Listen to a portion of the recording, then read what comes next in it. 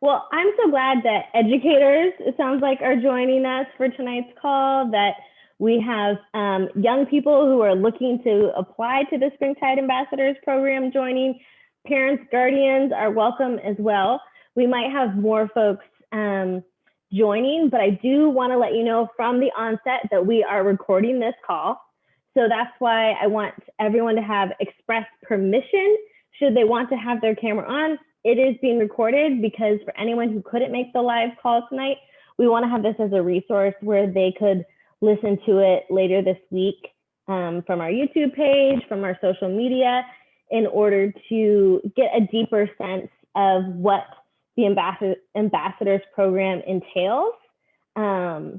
So they'll get the lowdown from my colleagues and me, but they'll also get your questions if you have your camera on. If you have your camera off and you just put your questions into the chat later, that works great too, and we'll just read those out to the group. So we'll get started. If more folks join in, you might hear me repeat some of those disclaimers so everyone's on the same page, but really honored that you would take the time to learn more about this program tonight. My name is Marta Abawaji. For those who haven't heard, I'm coming from Wilmington, Delaware, and I am the Community Engagement Specialist for Springtide Research Institute. I use she, her pronouns, and I am so excited to tell you about the Springtide Ambassadors Program, or SAP, or SAP, however you read that acronym out. Another name we're calling it, since it gets to be kind of a mouthful, is brand new program. We just launched. We are already receiving applications, but we wanted to have this opportunity to where people could learn more in an informational, informal, Zoom-like way that we're probably all accustomed to now. And because a key component of the program will be connecting young people through their shared cohort over Zoom over the course of 15 months, this kind of gives, I guess, a small taste of what some of that convening might be like.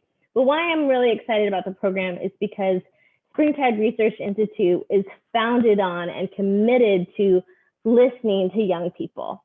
And the way we define young people is youth and young adults ages 13 to 25.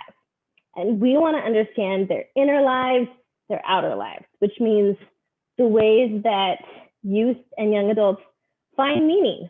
Some young people might find meaning in their job, in a club, in an activity, in a hobby, sports, in religion, in faith, in spirituality, in a program they're studying. There's no limit to ways that young people define meaning or are finding community, finding identity. And as sociologists, as a sociological research institute, we see how those have shifted a lot in recent years. And so we want to be very attuned to the way that young people today are finding those connections and community. And so our Springtide Ambassadors Program is to give a specific listening ear to a cohort of 13 to 23-year-olds. So we're doing just slightly younger than our normal age demographic of going up to 25, because the participants might have a birthday during their 15-month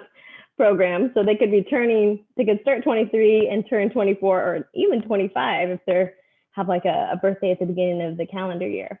So we are wanting to have this cohort be an intentional focus group where we can really know the stories of so many different types of young people all across the US and give them the opportunity to know one another, maybe young people who have never interacted with someone in a very different region from where they live in the US, or from a different background or tradition, ethnicity, religion, etc.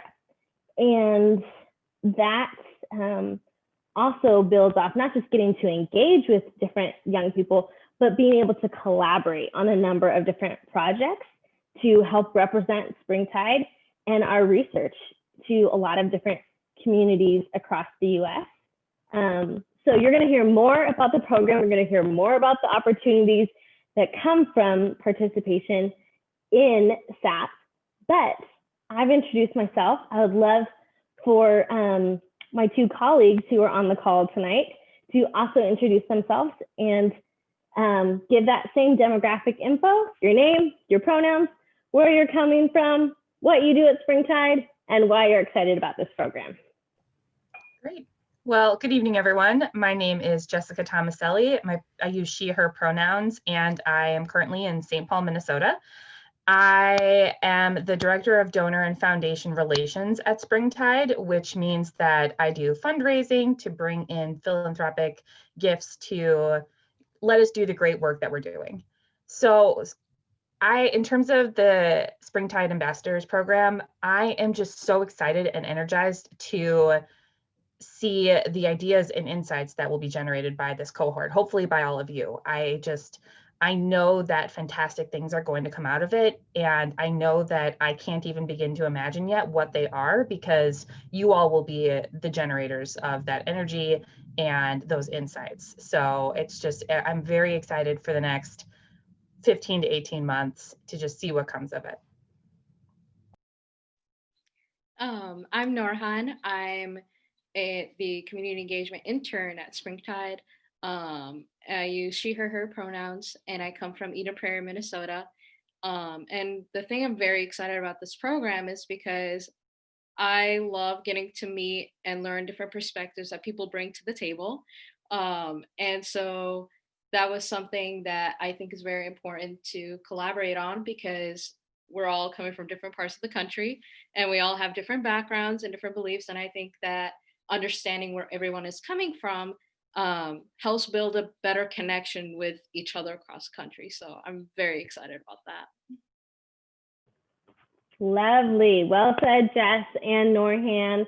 I could not be presenting tonight if it weren't for these two. Jess was a thought partner early on who really helped cultivate what the shape of the program might look like in this socially distanced world. What would be the right term of length? She's a former school teacher and educator, so has worked a lot with young people before her more current and recent work in development. So thank you, Jess. And Norhan, as our intern, has been so foundational in really bringing that young person perspective of like, this will work, this won't work, let's brainstorm about this. You can see about a 15-minute video where Norhan and I talk about the program. If you haven't had a chance to watch that yet, that is on the homepage for the program, which is springtideresearch.org/SAP. Can one of you put that in the chat for me real quick, that shorthand URL? Thank you. So we are here to answer your questions. I'm going to give you a little bit more. I've given you a small background on Springtide and the Springtide Ambassadors Program. I'm going to do a little bit more of that, but then we're going to leave sufficient time just so you can bring any and all questions. You can be asking for yourself, for a friend, for a student you work with. You're welcome to do that with video on, or like I said, just putting your question in the chat. If for some reason you're like, hey, why don't I have the functionality to be able to turn my camera on like others? Just tell me that you want that functionality and I'll give it to you. We are recording this and we will be distributing it for those who couldn't make it live. I think I've gotten my disclaimers out of the way. So Springtide is a fairly new research institute. We're in our second year of existing as an organization, and we've done a lot in that time. In our first year, we released 3 publications that are all research-based publications, and they come from qualitative and quantitative research with 13 to 25-year-olds across. Oh my gosh, I didn't even ask her to do this, but I love it. Jess is on it. Those are all 3 of the publications right there. It's like our Vanna White. So that meaning making is more of like a book that's about young people and the ways they find meaning, how that has shifted. A lot of it goes into work culture and how different organizations can be responsive to the values that young people hold. And our very first book, Belonging, this is so good. I feel like we planned this, but we didn't. Belonging is about how there is an epidemic of loneliness for all different age groups, but primarily what is very important for Springtide to take note of is how those levels of loneliness and social isolation, before we were talking about isolation with the pandemic, were at really extreme levels that we had never seen before for younger generations.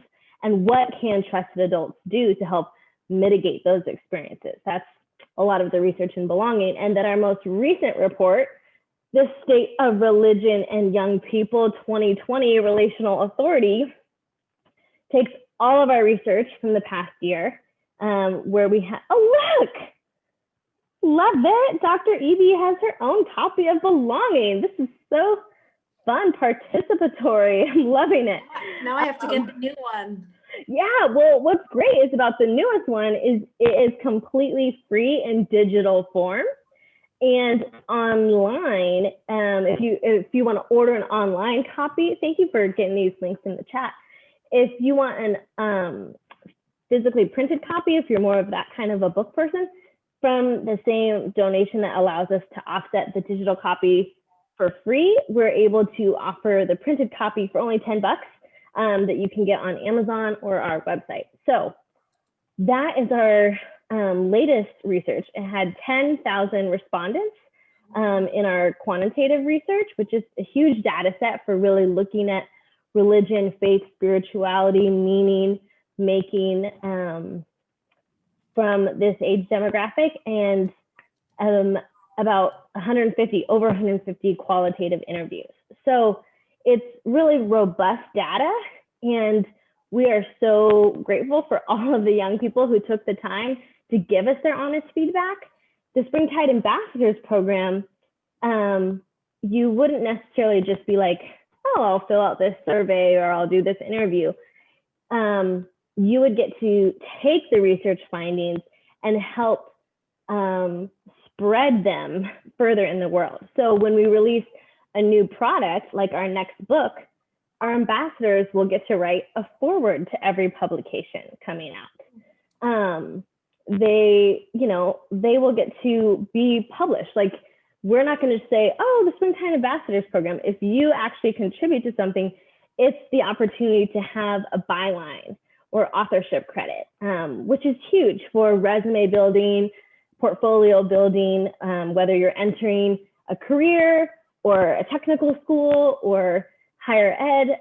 These are significant things to boost your cred, and we will give you plenty of platforms to do that.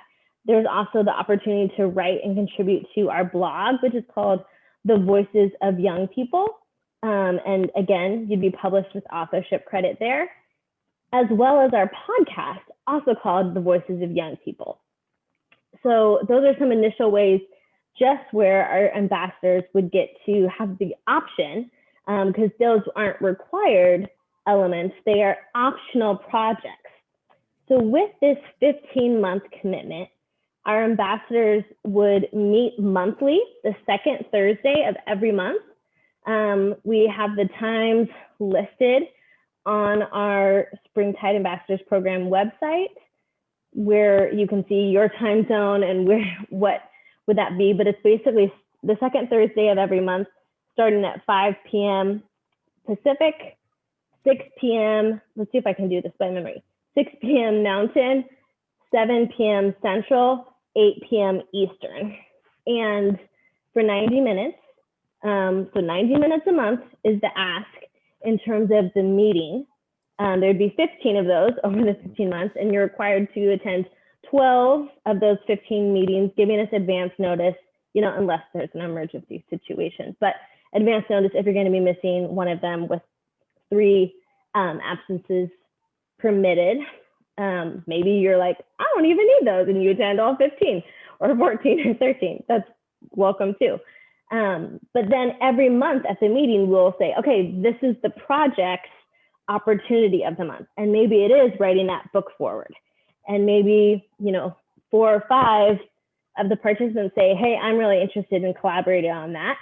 And then you would get to have your own breakout meetings that month to say, okay, I'll take a first draft and I'll pass it to this participant who's going to do a second draft, or we're going to each write 2 different versions and then meet together to talk. You can talk about your own process, but it would be like, hey, I'm really interested in doing this forward for the next publication coming out. Or maybe we're saying, hey, this month we really want to have some social media help from our ambassadors. Who wants to do an Instagram takeover? Who wants to do a Q&A on our Twitter channel?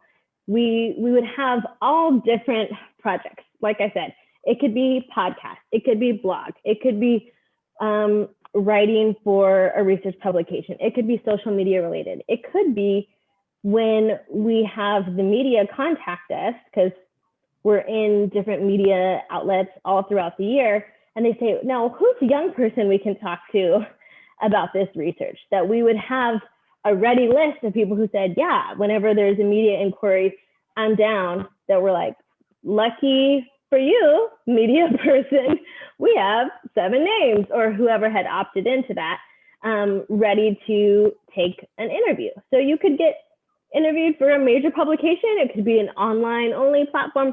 Who knows what the media outlet might be, but really exciting opportunities. We might be doing a webinar like this, but with many different guests tuning in. And with the topic at hand, we're like, now we really want some of our Springtide ambassadors to be presenters in this webinar as well. So that could be the project for that, upcoming month. Who wants to opt in? And of course, we're going to prepare you. We're going to talk through what the expectations are, what the talking points are expected in such a platform, or if it's writing. But you get the opportunity to have communication, whether it's written, oral, small group, large group, communication experience, leadership building experience. And we know this is a unique opportunity. There aren't a lot of things like this happening nationally that bring together so many different types of young people. So that's the project side of what, that's the time commitment. So it starts in January 2021 and ends in March 2022. That's the 15-month commitment. That's the project-based opportunity. So there'd be essentially 15-ish projects floated, and we're hoping that participants would do a minimum of 4.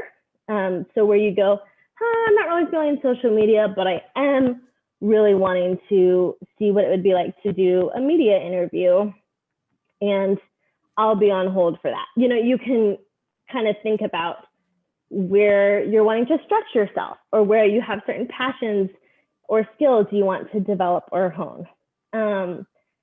Within the 90-minute meeting, we will have a different topic every month where we're digging in. It could be about something happening in the world, and we just want the ambassadors take their real lived experiences or their real reflections on a current event happening.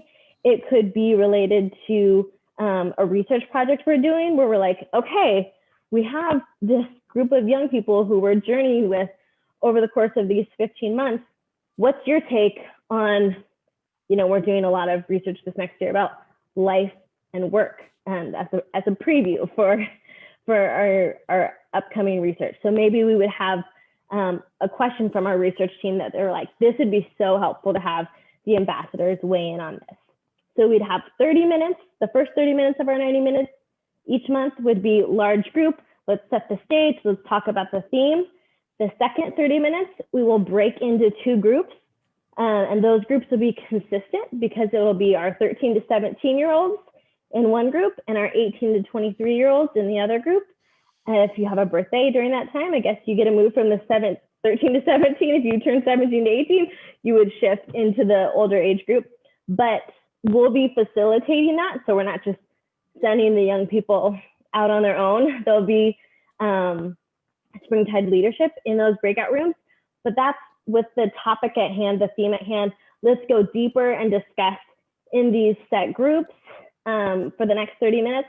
And then the final 30 minutes of those 90 minutes together, we come back, we share, we reflect, we say, oh, here are some key takeaways from the breakout conversations, and we pose what that month's project is. And see, oh, I'm into that, I'm not into that, no problem, let's wait till next month, see what the next opportunity is. So that is the structure, the flow. If you have questions circling in your mind, that's great.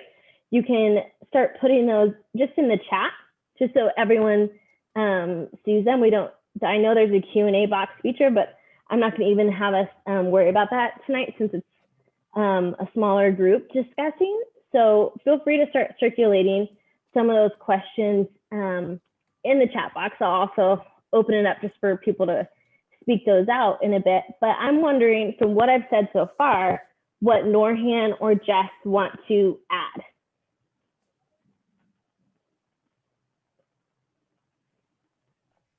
If I missed anything or something you want to highlight. I want to quickly highlight, just from the perspective of somebody who has interviewed and employed young people in that entire age range, that this is something that I would be so incredibly excited to see and hear about from a young person in an interview or on a resume.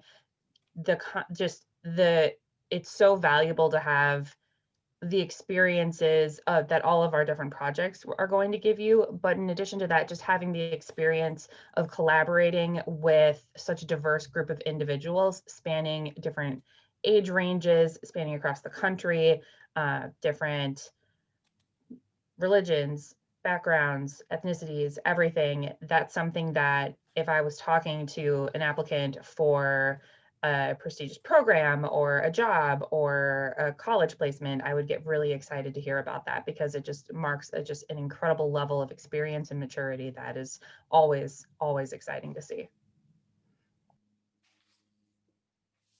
I guess one thing I wanted to point out is that given a lot of the things Marta mentioned are involving some form of writing, and I know how it can be sometimes intimidating for people in my age group or younger, that, oh, is my writing is probably not good enough or something like that. Just keep in mind, one, writing is a skill. It takes time to improve any kind of skill. And there will be like a journaling kind of component to this. And this journal is yours. It's not for us. It's not for, the other. I mean, you feel free to share whatever you want to share. But if you don't want to share it, guess what? You don't have to. It's yours.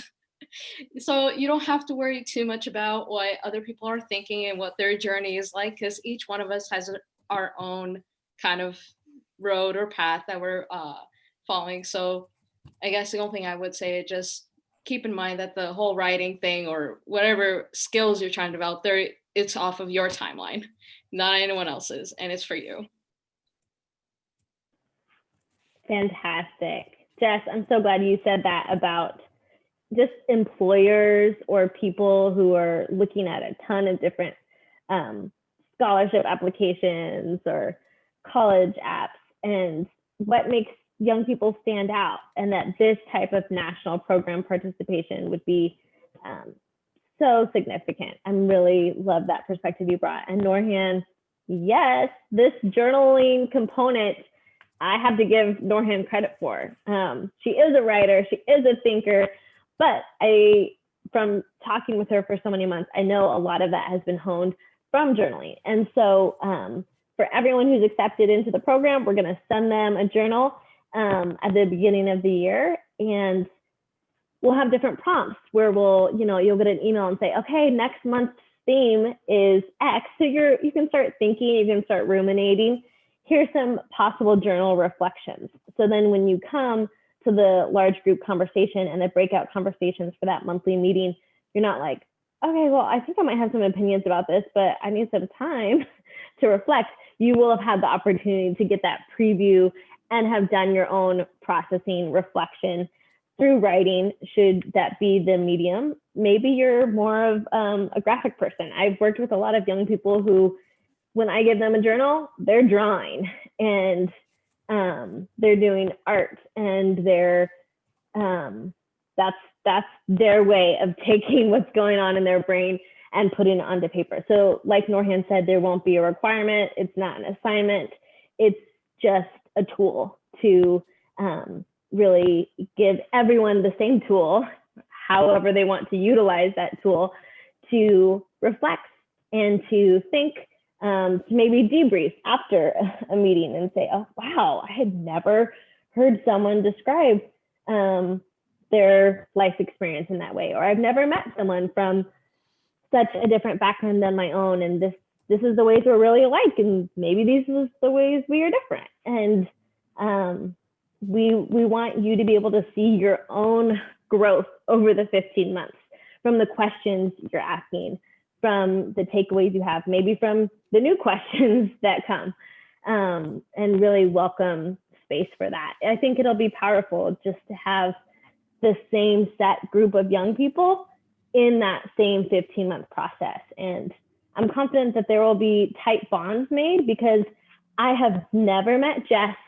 or Norhan. I don't know if on my screen, they're on this side of me. I don't know how you're seeing them, but I've never met them face to face, ever. I don't think about that often, because I feel like, oh, they're my colleagues. We work together, but we are a completely remote-based office, made all the more remote through COVID realities, as I know so many industries and settings are. So I probably would have made some more trips to Minnesota. The last time I was there was January in the rest of 2020, if we hadn't been under these circumstances. So we would have at some point met face to face. But the reality is we haven't, and we don't have any plans anytime soon to meet face to face. And yet we've really been able to build real connections where I know real pieces of their stories, where we have jokes and references and things, because we've built that connection mainly through Zoom. So I really want to say, I think it's possible to build an intimate and real authentic community for 13 to 23-year-olds through this digital platform as well. I know a lot of young people who are only in virtual school maybe have never met their teachers or classmates, even when they live in the same town, whether that's middle school, high school, higher ed, whatever. And they're building that same sense of community and connection as well. So I'm gonna do a quick screen share. I love that I'm seeing some questions come into the chat. I'm gonna give you a few more minutes to throw more questions into the chat if that's the way you want to posit them. But I'm going to just do a quick screen share. I hope everyone has had a chance to see the landing page for our program. Is everyone seeing it right now? Awesome. Like Jess said before, it's springtideresearch.org/SAP, S-A-P. You can also find it by going springtideresearch.org/ambassadors. But sometimes you're like, ambassadors, 2 S's, how do I spell that? That's what we have the shorthand with just the /SAP. If you forget both of those and you're just on our homepage, you can go all the way to the bottom of our homepage, and in this navy blue bar that's at the bottom, whether you're on mobile or a laptop, iPad, whatever, you can find Springtide Ambassadors Program. And that'll also take you to the same landing page, just to make all the options available to you. We have that video that I mentioned where Norhan and I give some of the information you're getting right now anyway, but it's a helpful thing to pass around if there's other young people you're encouraging to apply. And then a lot of the things that we've just broken down verbally for you about what you can expect to get out of your experience, who's eligible to participate, the expectations and requirements, including even just outlining when those monthly meetings would be. Is this a paid position? No, it's a volunteer position, but we're happy to help you list this in the appropriate ways to make you really stand out. So if you're like, I have this scholarship application that says, what sort of civic engagement do you do? We're like, hey, let's help you highlight the ways you contributed to some of our conversations about civic responsibility over the course of the last year. You know, that's just one example. So we could help you with even recommendation letters or serving as a reference, whether that's for a job or scholarship or higher ed opportunity. So it's not paid, but like Jess also helped paint is such valuable experience. And like I said earlier, portfolio building experience, resume building experience with those bylines and credit given for whatever projects you contribute to. And then just how the application process works. This is really important to note. The deadline to apply is a week from tomorrow, Tuesday, December 1st at midnight Pacific time. So there's still a week left to apply. If you're wavering on the fence, or if there's a person or friend who is unsure, you still got time. And then we have the dates here of just, here's when we're reviewing applications, which is basically immediately. We want to give you an answer of whether you're accepted or put on a wait list pretty quickly as well. So the following Monday, we'll give notice about acceptance status via email. And if you are accepted, then that's when there'll be an agreement to sign. If you're a minor, if you're 13 to 17 years old, we will also be emailing your parent guardian for the contact info you gave us with that same form that they would need to sign off on for your participation.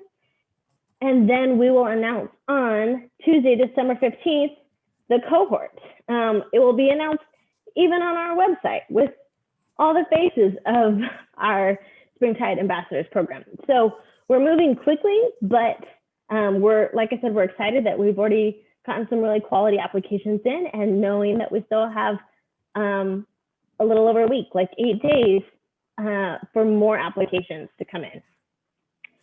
So the application is not that cumbersome. That's one thing I really want folks to take away, is that it's not like, oh my gosh, I'm gonna have to upload my GPA or upload my courses I've taken, or, you know, there's nothing, there's no documents you have to attach. It's all right here. It's basically demographic information, wanting to know some of the context of any sort of spiritual, faith, religious, meaning-making life philosophy perspective that grounds you, because that is such a focus of our research, and we want to know what sort of perspectives are informing our applicants, just so that we have a wide array of those perspectives. And like I said, the parent guardian information, if you are between ages of 13 to 17, your parent guardian's name, email address, and phone number. If you're 18 or older, that doesn't apply to you, but everything else is pretty much required. And then everyone has these 3 short answer questions, 3 to 5 sentences. So it's not a full essay. I think you could fill out the whole application in an hour or less. An hour is maybe even being a little bit generous if you're a slower thinker in some of these short answer questions. But we want to know, why do you want to be in this program? What do you hope to gain from being involved? And then the second question is about, if we have so many young people who represent a wide array of beliefs and practices and backgrounds and beliefs, what does it look like for you to hold your own and be very respectful and conscientious about listening to other perspectives that might be different than your own? And then the third is just, what else should we know? Is there a passion? Is there a skill? Is there a community involvement that you haven't addressed in the other prompts that is helpful information for us in determining selection? So you hit submit and you're done. That is the gist to apply. For this very first cohort, we didn't want it to be too difficult or laborious of an application process. So we hope that makes it really accessible for all different stages of life, whether you're a middle school student, high school student, whether you're working full time, whether in technical school, college, university, maybe you're starting a graduate program since we go up to age 23. There's going to be such a wide array of life experiences that are probably made all the more diverse through COVID realities.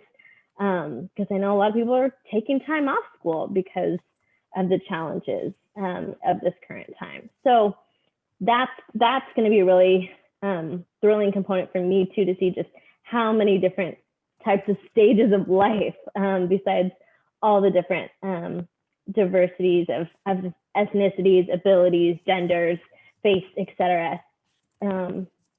It's no small thing to bring so many different young people together. So we want to do it very intentionally, and we'll have a lot of opportunities to have the participants shape what that looks like in terms of the community agreements we create together of how to be respectful and how to hold one another accountable to listening well and honoring all the different perspectives. So that's the application. You've heard the program. I see some great questions. I'm going to jump to them in the chat right now. And actually, I'm going to have, since you've heard my voice so much, Norhan, can you read this first question that came at 7:20, well, 7:28 for Eastern, 6:28 for Central for you, from Rebecca? Yeah, so for someone going into psychology, specifically counseling, therapy, or social work, would this look good on a grad school application, and how would this benefit me going into that field specifically? Jess, I see you nodding, so I'm going to let you immediately reflect on this. So I've been reflecting on this question since you posted it, Rebecca, because this is a great question. And the answer is yes, this will benefit you specifically for two main reasons. The first is that in those, okay, I have a degree in psychology, so I have a little bit of insight into where I'm coming from on this. But for counseling, therapy, and social work specifically, the key thing is being able to communicate across lines of difference and being able to form those relationships and those bonds and just learn from and authentically listen to and hear perspectives across lines of difference. So the first way that this is going to specifically help you is that it's going to give you that real world experience of learning and talking and communicating across lines of difference outside of what you could get within your own, city, within your own school, within your own community, since by nature of the fact that it's a nationwide and a pretty broad age range program. So that's the first reason. That's what your professors are going to want to hear about, is that you are, comfortable doing that. So the second reason is you're going to be engaging with a lot of actual research that's been done in the field. And that's critical for going through a psychology degree at any level, is you need to be able to engage, understand, and interpret research that's been done. And you're going to have access in this program to all of our research. You're going to be engaging with it and reflecting on it and presenting it back out in different ways. And I'm assuming, going to have chances to speak to our researchers as well within Springtide. So it's a massive learning opportunity there. And I know that my psychology professors would have literally jumped for joy if I'd come into the program already knowing how to interpret data from a research study. So it's invaluable for that reason. So Marta, Norhan, if you have other things to add there, but those are the two things that popped up immediately, is that this will be very valuable to you in those specific psychological fields. So well said. Norhan, is there anything you wanted to add? I mean, Rebecca knows I'm already a psych major, so I kind of like have that like same, I mean, I'm in the experience kind of, and so honing my writing skills and research abilities and whatever, like doing it through this, I feel like would be helpful. So, I mean, I think yes. Beautiful, beautiful. Okay, the next question. Rebecca, this is awesome too. Is it problematic if I don't have a social media account, and do I need to get one in order to participate in the program? Excellent question. It is not problematic or required. Norhan is our community engagement intern, and a big part of our community engagement at Springtide is social media. And Norhan doesn't do social media, which I'm like, you are a cool young person. So no, it is not a requirement. It is a definite component, and part of what, if you're selected as a participant, you would be giving us permission to highlight you on social media, like let's say we have a topic sometime where we're like, okay, at the beginning of this meeting, we're going to be looking for quotes all about your reflections. And so we'll give you advance notice. So it's not like, I didn't know they were going to put that quote I just said on social media. We'll give you the heads up. And so we might quote you sometime on our social media and say, Rebecca from our, should you be accepted, this is hypothetical, but Rebecca from our ambassadors program had this to say about, maybe it isn't even about social media. Who knows what the topic might be. So even if you don't have it, you might still be highlighted with advance notice and with permission in our publicity release given. So not a requirement. It just might be like, oh, I'm not going to opt into the social media takeover because that's not really my jam. But think towards the other projects. There'll be, like I said, about 15. So totally fine if social media is not one of yours. And then what kind of time commitment do you estimate the projects will require? This is a good question. Do they last for the whole 15 months of the program, or do they last a month long? Very good question.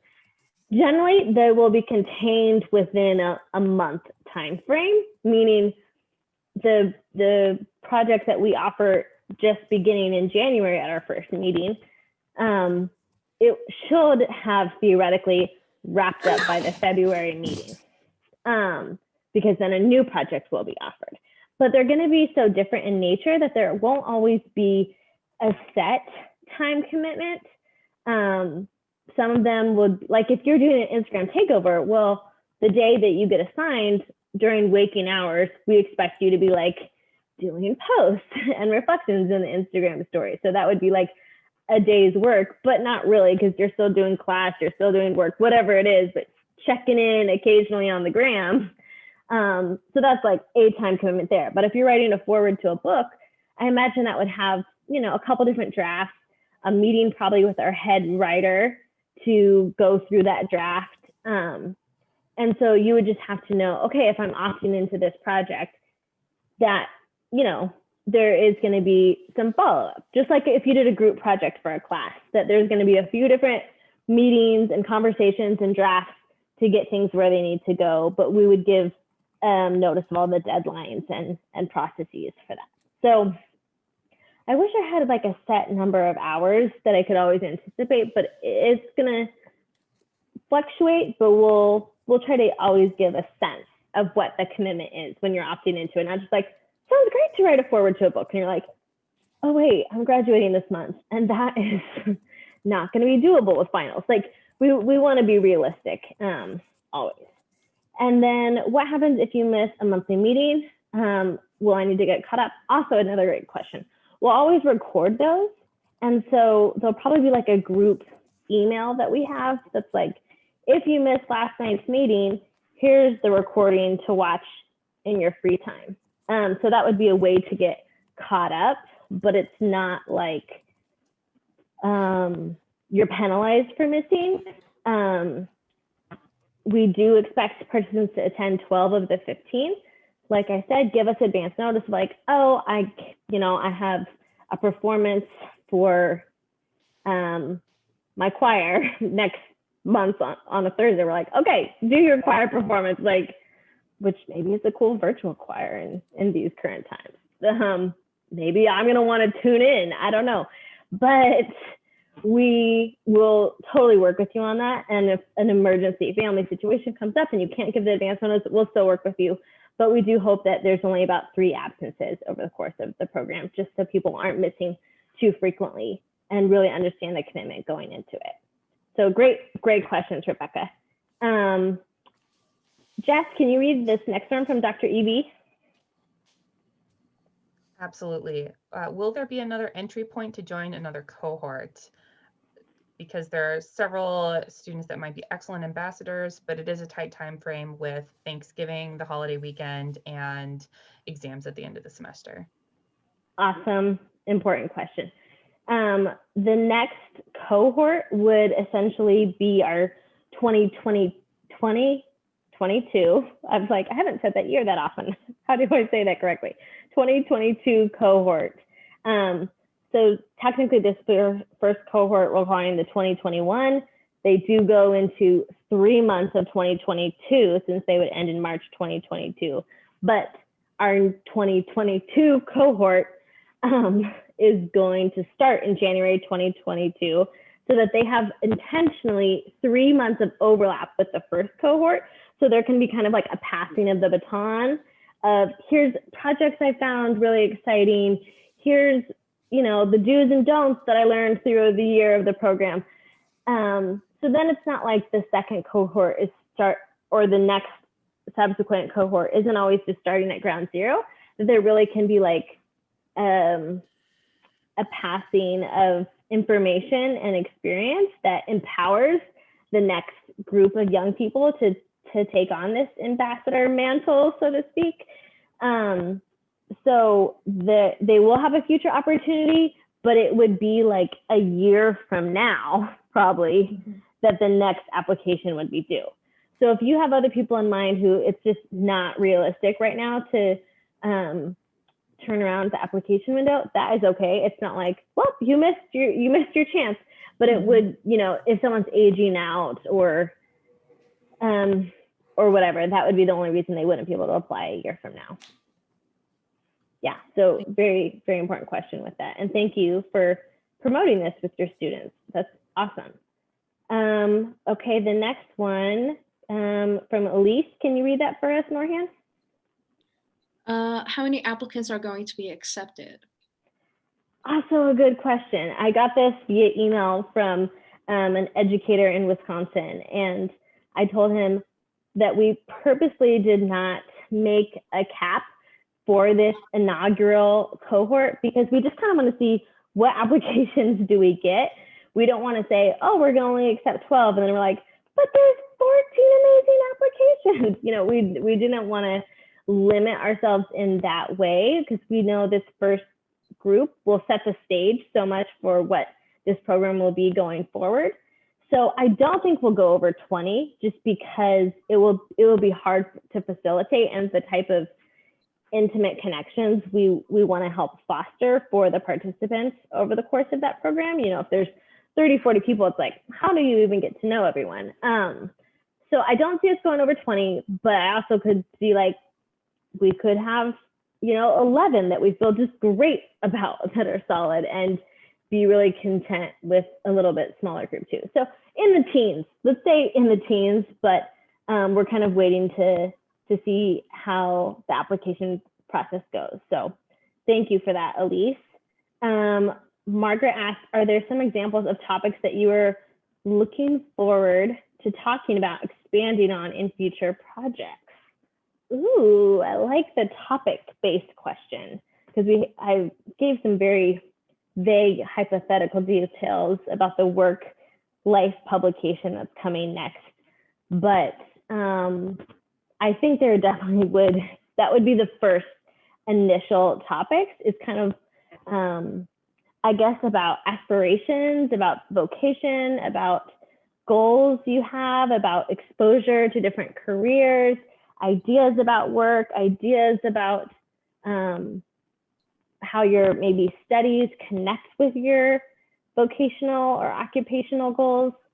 Jess, is there any more, just because I know I can't say too much, but we also can't say, no, we're doing studies about work life right now. Is there any more you think that you can preview, or you know if that we could preview with that?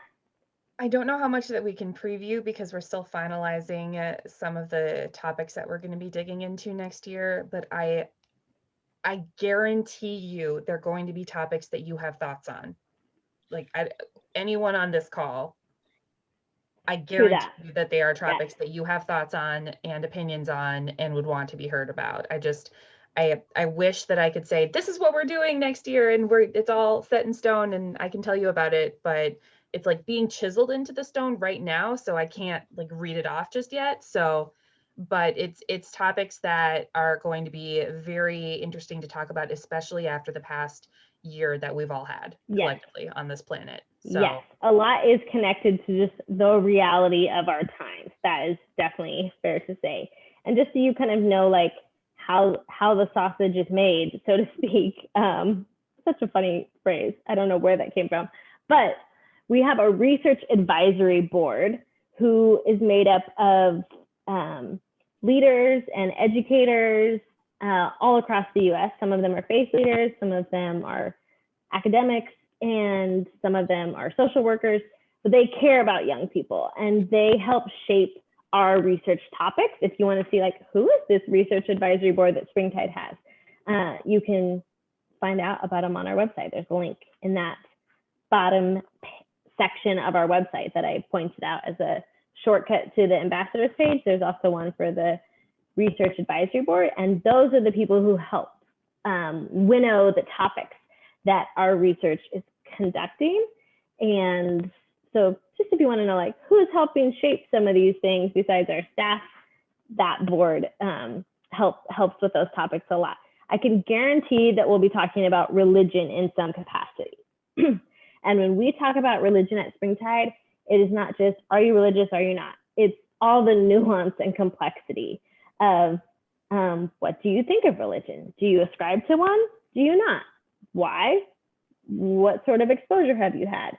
What sort of practices do you cultivate? Maybe you're like, I do yoga every day and this is why it's so foundational to me. Or maybe you say, I've done my own journaling or meditative practice, or I do this faith community on my campus that's really been formational.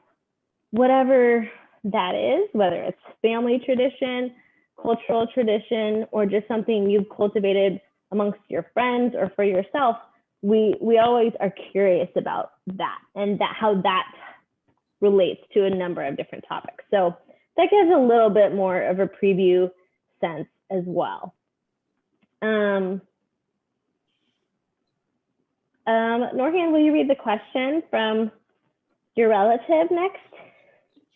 Would this benefit a student going into post-secondary enrollment option or PSEO?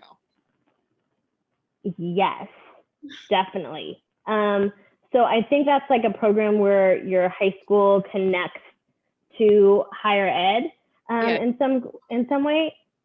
Absolutely. It's going to help just for exposure to maybe other people that are already in college or in a graduate program or university. It's just kind of building your familiarity with terminology and exposure to different ideas that comes so much through post-secondary opportunities. What else would you say about that, Jess?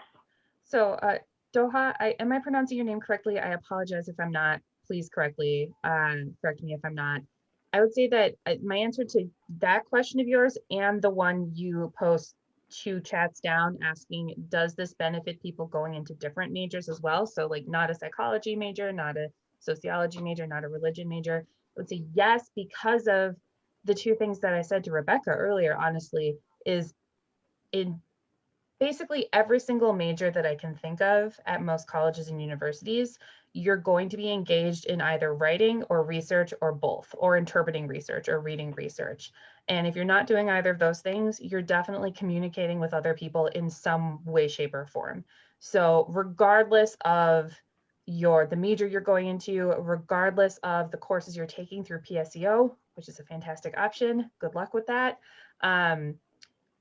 You're going to get a huge benefit from having additional writing experience and interacting with data and just communicating in a small group across, again, those lines of difference. So there's maybe if you're a music major, you're not going to get as much out of it, but you're still going to be doing some writing and you're going to be doing communicating in the special way that music communicates. So it's going to be a benefit to you as well.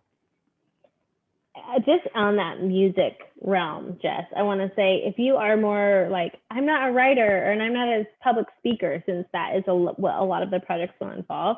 If you are more attuned to some sort of creative field, whether that is music production or graphic design, etc., there's ways we could certainly incorporate those skills and interests into the monthly projects as well. Maybe we're like, hey, we want fresh music for this season of the podcast because we had a young person who designed our podcast music that we use. Maybe we have someone who really has that passion and we're like, cool, let's do a special feature on that, or graphic design, maybe that gets incorporated into our social media posts. So there is an extra emphasis on communication with writing and speaking, but I don't ever want to limit our communication to those modalities as well. Lily asked, for each of the monthly projects, is the format more small group work, or will there be more individualized tasks that add to the larger project? Great question. There is both. There is times where it's just the project is like, let's say it is graphic design, and you're like, this is my jam. We're so excited. It's probably just going to be individual work, but maybe there's like 2 or 3 people who are super into graphic design, and we do some sort of series on our social media or our blog. So it could lend itself to group projects, and it could certainly be individualized. It's going to be both options. I know some people go, oh, group projects, no, because they don't always have, the best reputation for going smoothly. But there's going to be added accountability. This isn't for a grade, which I think already changes the framework, because you're not doing this just to be like, I submitted this, please mark it off and let me get on with the next homework assignment. It's really trying to get at, what do you care about? What are your passions and your interests? Let's help cultivate that through one of these projects and help you build upon that. So I think it already changes sometimes the motivation for a group project, knowing that. And when there are little dips or bumps in a group project, that's part of the process too, because going over the course of 15 months, we learn a lot about each other through the program. Sometimes conflict might arise, and we're going to help navigate that. That's, for me, that's just a part of life. And so we'll figure that out, and there'll be follow-up communication and make sure people are carrying their parts if there's parts to carry. And sometimes you'll just be carrying your own part for an individual project. So thanks for that, Lily. Let's see. I'm trying to not miss any here. Is the next question, I see comments happening too. Is the next question the one from Rebecca about research methods? Jess, can you read that one? Rebecca asks, what kind of background knowledge, education, or expertise will I need, if any, when interacting with the research and data for the projects in this program? Because I haven't taken any formal statistics or research methods classes yet. Will I be working with other people at Springtide or in the cohort when interacting with research? This is a really excellent question. I love how forward you are thinking about your next stage of studies. It's certainly not a requirement. There's no like, you need to crunch these numbers, you need to be able to read this graph and know exactly what the data is saying. We will make it very like, hey, we found this figure from our national research. Does this align or not align? Because it's not like it's 100% of young people told us something with what you think or what you believe, and then you'll get a chance to reflect on it. So when there is data shared, whether it's a graph or whether it's just a figure like 73% of 13 to 25-year-olds told us, we're going to break it down for you and with you. But like Jess said earlier, that her professors would have been over the moon if she had had this exposure going into her psychology studies. It's going to like whet your appetite and give you a really hopefully helpful foundation of like, oh, I've heard research discussed in these relatable ways. I can define qualitative and quantitative research already and know how it's utilized for this research institute. And I have opinions that I can speak to from the data that's being presented. So it's giving you exposure that will set you up nicely, but you don't need the prior exposure to be successful or to be an active participant. Plus, you're not going to be alone. You're not interpreting anything alone. You're not going to be quizzed on it that I'm aware of, Marta. No, we're not quizzing no them, right? quizzes. Okay, we're not quizzing anyone. There won't be a final exam. It's a collaborative cohort because you're going to be working together with your other colleagues within this cohort to do this work. And those of us from Springtide that are going to be in on these sessions with you are also there. We're not just sitting there like with a notebook taking notes on what you're doing necessarily. We're there also to help answer questions and guide you through this, or explain what exactly is this chart telling us, and talk through that together. So you're working with other people, you're working with us from Springtide. You're not going through any of this alone or solo. That's not the point of the program. Don't worry. And we won't give you an exam. You'll be okay. But qualitative versus quantitative research will be a question on your first intro to psych exam. So just be ready for that. You'll be ready, because if you will be ready for that from this program. Yeah, so I hope this has been helpful I think we hit on all the questions in the chat. If there's something that still is circling in your mind or strikes you tomorrow, you can reach me directly via email. My email is on the landing page, but also I'll put it in the chat right here. It's MARTE, Marta@springtideresearch.org. Feel free to share that with any friends or other folks you know who have follow-up questions. I'm very happy to talk further there, and we are really looking forward to reviewing these applications with the panel we have from our team that will be looking at them starting middle of next week. So please be in touch. Thank you for taking the time to learn more tonight. It really does mean a lot, and I've enjoyed this conversation. Any last words from Norhan or Jeff? It's great to get a chance to meet you all virtually. Sorry, Norhan, I spoke over you. Well, what you said was, I echo what Jess, and thank you all for coming, really. Truly. Thanks for taking the time. We will be posting this, and really appreciate everyone thinking deeply and reflecting already, and we'll be in touch. Thanks again. Thank you. Hi, everyone. Guys. Have a good night.